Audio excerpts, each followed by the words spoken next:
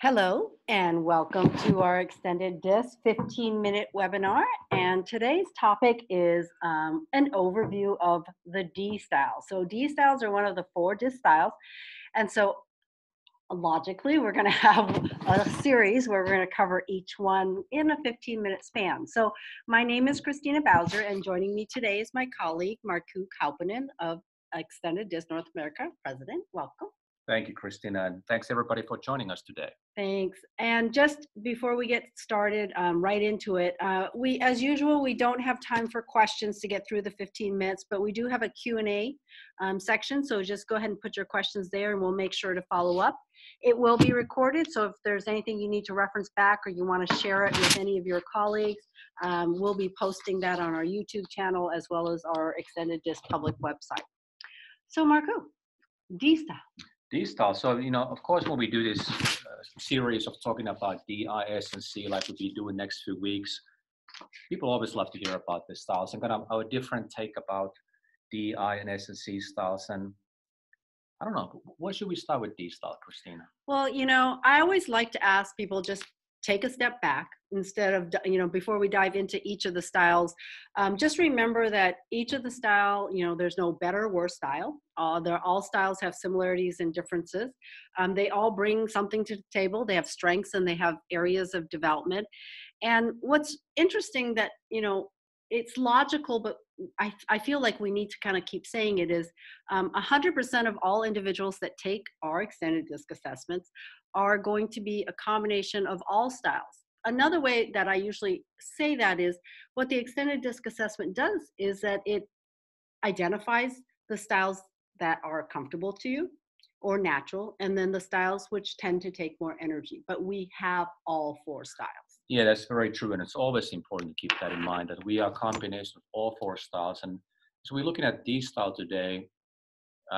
We are going to use kind of exaggerated examples because having pure D styles honestly does not exist. But when we talk about the 4 styles, we need to look at the specific definitions, identifications, the words we use to describe them.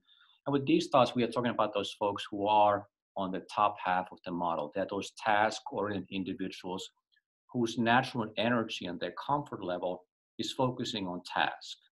That doesn't mean that they don't care about people, but they initial kind of unfiltered focus on task. Not only that, they tend to be active, and Christina, you and I were talking about this a few minutes ago. Yeah. Active is a good way to look at it, but I really like the way you described the D styles. Can you share that with the audience? Yeah, I think, just actually getting, and this is from feedback, with you guys as our clients, it's always great to have these types of discussions, but active sometimes is a word that's hard for us kind of to conceptualize. So one quick way for people to think about people on the right side of the model is to think of them as people who thrive in fast-paced environments. They like fast-paced, and they also tend to have a quick reaction to things. So we're going to talk about, often we talk about development areas. And if you're on the right side, if you're D&I styles, one thing that will typically help you if you are able to slow down just a little bit, not be so quick to react or quick to say something, especially when you're under pressure. Yeah.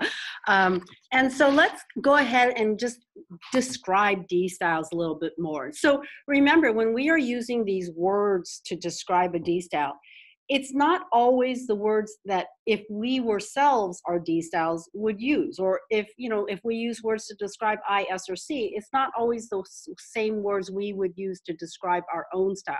So when we are reading through our reports, when we're reading about the DIS styles, these are the words that people would use who observe you as a D style.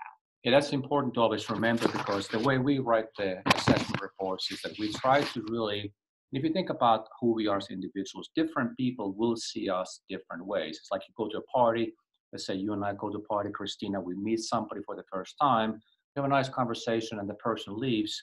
You and I start talking about that person, we're probably going to notice that your perceptions of that person are slightly different or sometimes significantly different from mine.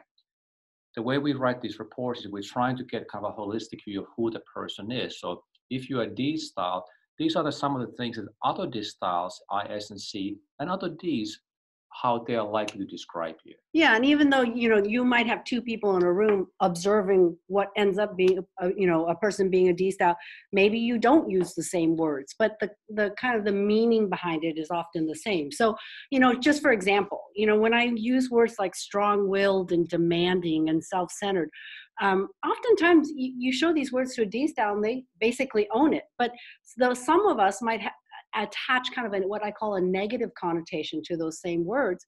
And so what I just want to remind people is it is about perception. We bring our own perceptions into how we describe these styles. Exactly, because we're trying to create that confident self-awareness, and more self-aware we are, not only being comfortable in our skin, but have this understanding and being mindful that different people will see me different ways.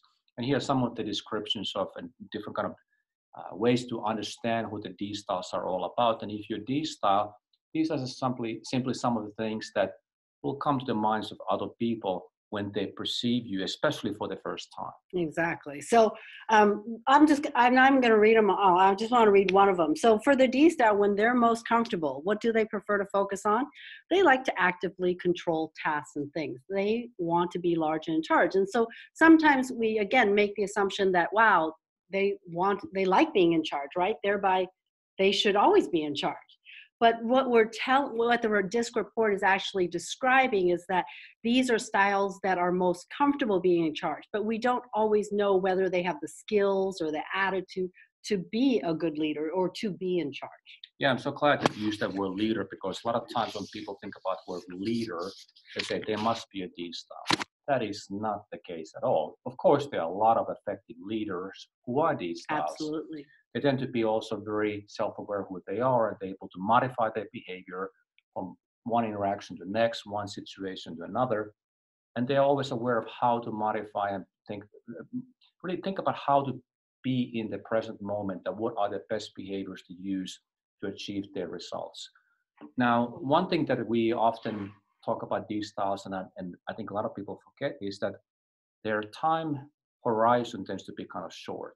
They want results right away. So if you happen to be a D style, maybe one thing that you may want to practice and learn is how to allow my ideas and my initiatives to really develop, because sometimes other people are not as fast to execute them and cultivate those ideas to make them effective.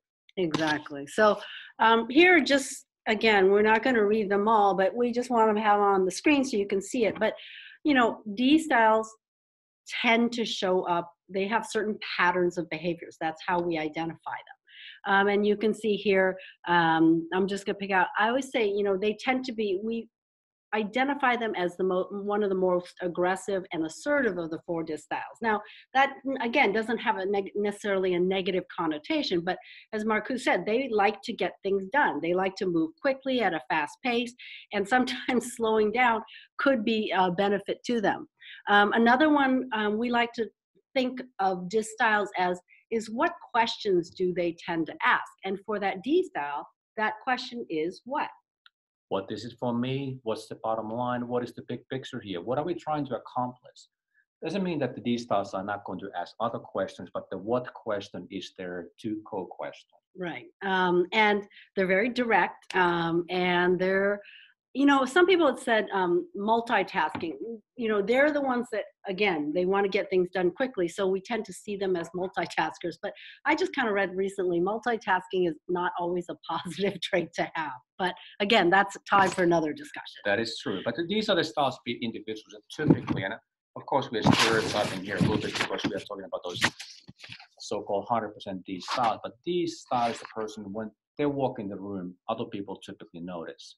You may remember this, Christina, when we're talking about John Wayne walking to a saloon. Who's John Wayne? No, I'm just kidding. Well, that's what happens. One of our employees like, who is John Wayne? And I realize I'm getting too old. But this is the person, when they walk in the room, typically they have that confident physical presence, whether or not they have the physical stature, but they tend to be the person that other individuals tend to notice that they have walked in the room. They have something about in their physical presence that communicates these words, like being assertive, being direct. Yeah. It carries. I mean, they want to be noticed too. That's the difference, right? So they're like, I call them like maybe the Hummers of Just styles. It's like you don't drive a Hummer to kind of fade into the background, right? You Is drive a Hummer because they come in with I think 1,000 horsepower Hummer, all yeah. electric. I saw the Super Bowl ad. No So way. I yeah, didn't even know they were still so around. that's a D-style car we can use in a great example, probably when that's launched. Okay. And so let's talk a little bit about how D styles like to communicate. How do they prefer to communicate? So, for D styles, they're very direct, right? Sometimes I always say kind of, it's not that they're not telling the truth or being straightforward, but sometimes filter a little. Well, we talked about that word quick and fast-paced a little while Mhm. ago and being active. Sometimes they do speak at the same speed that they're thinking. Mhm. And of course, that can be very effective in many situations. But in other situations, especially if you're aware of who's around you, you may want to think a little bit first before you start talking, because sometimes their communication may appear a little bit one directional. I'm talking and you guys better listen. Right. And when we think about D styles and talking, they're not necessarily chit chatting with you. They're not so interested in the small talk. It's like, just as you said, the question, just tell me what I need to know. What do I need to get done? That's right. And I think one of the biggest misconceptions about these styles is that other styles who are not D may think that there's something personal or some kind of Good intent point. Yeah. of negativity behind their communication. And that is not the case. They just are more direct in their communication. In fact, they want to communicate that way because they try to kind of brush away all the other things. They want to, this is what I'm thinking, this is what I'm feeling. Right. I'm trying to make it very clear how I believe, and it's not being personal or trying to offend you in any way, but it may come across that way. So if you're D, you may have to watch for that a little bit, maybe slow it down again. Uh, I used to tell D styles, count to 10. No, Count to 5. three is a good start. So if you can count Yeah. to 3, sometimes it could make you more successful. And for one thing that, like, one thing I already admire about D styles is that, that not filtering, just kind of that freshness of saying what they think. The other thing I really admire about D styles is that they are able to communicate their own views and opinions as facts. Now, it doesn't mean that they always have the right, Facts. facts, yeah, Yeah. but they convince us. And, that is, to me, like, wow, that if you're in sales, if you're trying to be persuasive, what a great attribute to have. There's a lot to be said for that, having that confidence and conviction in what Mhm. you're saying, because you do believe that, Mhm. and it makes other people feel more confident. They can buy in what you're trying to accomplish. Exactly. So, how can we who may not be D styles, or even for those of us who are D styles, what are some tips for interacting with others? I'm sorry, I said this wrong. Let me start again. As a D style, these are things that may not come naturally to us, but if we are more consciously aware of these types of adjustments that we can make when we're interacting with others, we could get to our endpoint fast. Well, let's first talk to D styles in the audience. If you're a D, I think the best coaching, if you will, might be just slow down a little bit, be a little bit more patient. And you are a big picture person. Try to focus on big picture, but step down a couple of small steps and think about what is the most effective way to get to my end goal. Being direct and a little bit impatient in the eyes of others often is not the way to get there. So slow down a little bit, think about what you're trying to accomplish, and then maybe nurture a little bit more in your approach, especially when dealing with other styles. If you're dealing with other D styles, you speak the same language, be who you are, no need to adjust. Yeah, and I oftentimes say that, for the D styles, um, as Marku mentioned, they just kind of want to just push aside all the weeds, look at what needs to get done, and then get it done. But sometimes that action comes across to the rest of us as, perhaps you may be trying to dominate the interaction, or you're not getting the input from others. So just be more aware. It's not necessarily your intentions are bad or the intentions are something different than what you imagine, but how your actions come across the rest of us could be different. Yeah, and perhaps the last point, if you are, and this applies to all styles, but I Mhm. think I see this the most with these styles. You are wanting to get things happening right now. You want those results not tomorrow, but today. And you may get this feeling or perception that others are not with you at the same speed. that creates pressure. Whenever we begin to feel pressure, stress, or strong feelings, and you and I have talked about this a lot of times, Christina, strong emotions are the enemy of behavioral modification. Ultimately, no matter if you're D, I, S, or C, you want to modify your behavior. If you're D, you want to be successful. Self confidence, self awareness, modify your behavior. All right. Well, thank you guys. That was just a quick overview. We do have some other webinars that are kind of longer in length if you're interested. You can find all of our recorded webinars at our extendeddisc.org site under webinars. We also have other webinars coming up. As I promised you, the D-Style was the first of our series of 4. Next week, we'll be doing one on Dstyles. And that will be on February 12th from 3 to 3:15 Central Standard Time. Yes, go to extendeddisc.org. On the top right corner, you see events tab. Click on the events and register for the webinars, because even if you can't attend, we will send you the recording afterwards. All right. Thanks, everyone. Have a great day.